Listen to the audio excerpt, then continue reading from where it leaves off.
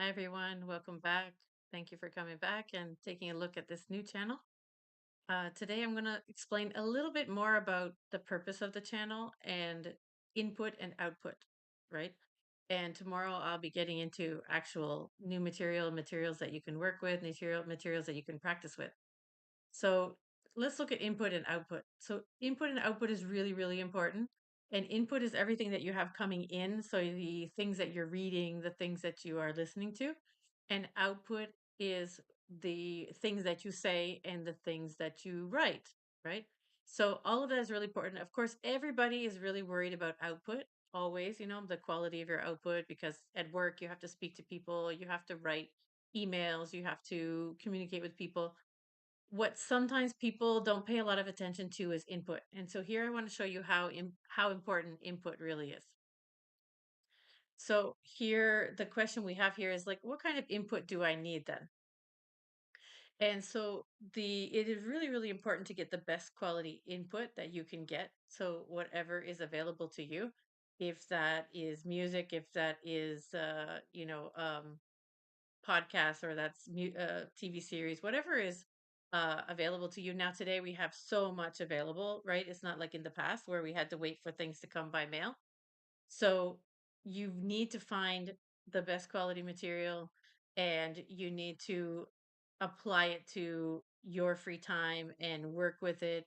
Make sure it's natural and authentic. Make sure that you're doing a variety, text and audio, different things. If you're a little bit confused, we're going to look at some more examples in the next few slides. But what you want to do also is to make sure that it's from native speakers as much as possible. So I know there are a lot of really, really high level English speakers in this world, and that's great. And you want to kind of hang out with the people that have the best level, right? But you really want to focus on native speaker input, and you want to make sure it's as error free as possible. So not all native speakers speak the same. You have native speakers that might be a little bit more educated, and won't make as many errors as unfortunately some uh, lesser educated native speakers do. But you kind of need a little bit of both too, right? Because you're going to come into that in your life. You're going to confront all different kinds of language. And so we're not all perfect. Native speakers are not perfect. Some of us make errors. Some of us make a lot of errors, but the errors are going to be different than the errors that a non-native speaker makes. So kind of just keep in mind, where you're getting the input from. Choose native speakers. Choose native speakers that are going to talk about a variety of the topics that you can tell that pay attention to quality, right? And they're not using a ton of errors. So here we're going to get into a little bit of controversy when it comes to native speakers and teachers, right? So outside of English speaking countries, we have a situation where we don't have as many native English teachers, maybe as the system would like, um, or that the students would like, let's say, right? So there is a problem with supply, because obviously native speakers are, probably living in their own country mostly, and you're just not going to have as many, right? There's also a problem with these native speakers maybe wanting to teach English, but they're not certified teachers, right? And so they have a lack of experience. They don't really know how to teach their own language. And then in the country where people are learning English as a second language, you have a lot of teachers that are certified, but maybe their level is not where it should be.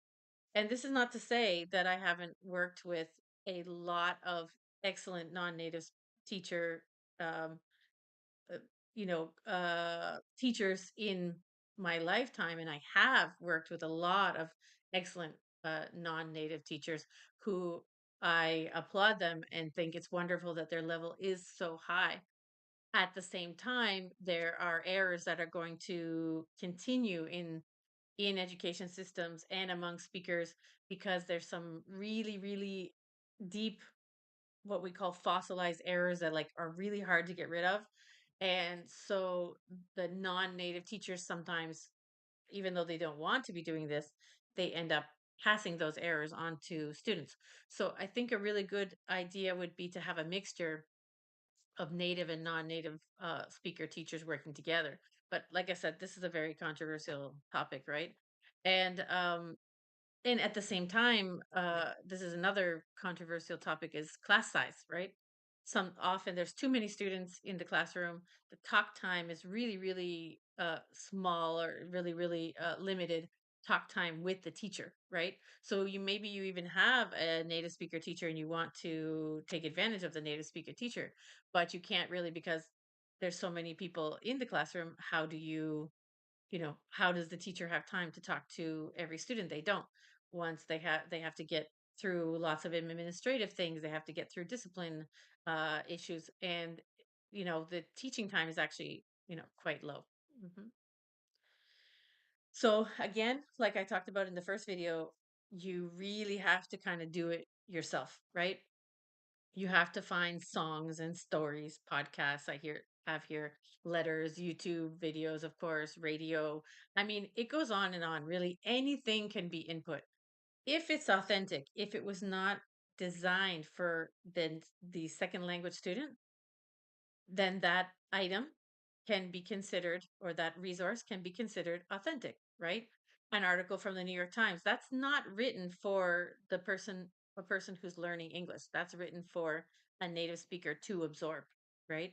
So ask yourself, was this written for a native speaker to absorb, or was this created for a native speaker to absorb, right? So I personally would stay away from a lot of the YouTube channels that are not authentic. Like if you are an intermediate or advanced speaker, you're not going to want to be watching a lot of videos that are for learners, right? You're going to want to be doing as much authentic material as possible. So that's what this channel is about. Is I want to introduce you to a lot of authentic material and help guide you through it, working with it, right? And basically, anything authentic is going to give you input. It's going to give you the input, yeah, that you need. Sometimes it might be something controversial. It might be bad words. It might be like it's not always going to be so perfect like we see in the textbooks. And I've already done a video about that, about why textbooks don't work. I'll put the link to that first video in the description so you can kind of look at that as well. So this is the big question here. So why should you bother to find authentic resources and work with them and do all that extra work on your own? And basically that's because the quality of your output, so your speaking and your writing, is going to depend on the quality of your input, right? You can't have better output than input. You can't all of a sudden create better quality of speaking if you've never heard good quality coming in, right? So I'm going to use this analogy of making like a Gucci bag, right? If you are Gucci and you want to produce your, beautiful purses and you want to charge a lot for them, you have to use really good materials, right? They can't just use, any old like plasticky leather, that it looks fake, right? They can't use that. They can't use thread that breaks. They can't use even bad machines, right? All the material has to be really high quality. So again, remember this when you're thinking about it. Okay, so the quality of my output, quality of my language coming out really, really depends on the quality of the language that I am taking in. Okay. So it's really important to create opportunities for this. You need to put yourself out there. A lot of people say, I'm scared. They don't want to talk to a native speaker. I understand. It's hard to get past that first, um, that wall, right? Of like, okay, now I really have to talk to native speakers and I have to use my language. So one way you can do this is of course finding a tutor. I mean, that's obvious, but other ways is could be like volunteering, so you have like a purpose for being there, so you're not it's not like a class, right? You have a purpose, you're going there to do something. You're handing out bananas at at a marathon, and you're talking to people, making friends at the same time. Getting a job that requires you to learn English, even though that might be really scary. Making friends, of course, right? And there's lots of applications for making friends, and of course, gaming is another way to make friends in the other language, right? So you have again, you have a purpose for that conversation, which is the games, right? So you got to hang out with people also who correct you. This is really important. So you've got input coming in. So you're going to have good quality input coming in. And then what you want is good quality output. But what if some of the output is not, needs some error correction? You need to hang out with people who will actually correct you, right? You might have to pay someone to do it. You might have to pay a tutor, or you might have to get a friend to do it as a job, or whatever you have to do. You really need to get somebody to correct you, correct your writing, correct your speaking, because otherwise you'll have no idea what you're doing wrong, right? And we know that what happens, especially when you make friends in, let's say, in another country, sometimes they feel bad about correcting you. They don't really want to. They feel like you're going to be mad, or it's going to ruin the friendship.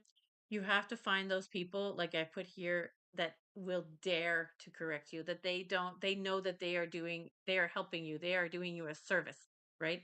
They're being a friend by correcting you. So that is like super, super important. So remember again, just to summarize, you need to have really good quality input in order to have good quality output, and you need someone to correct that output.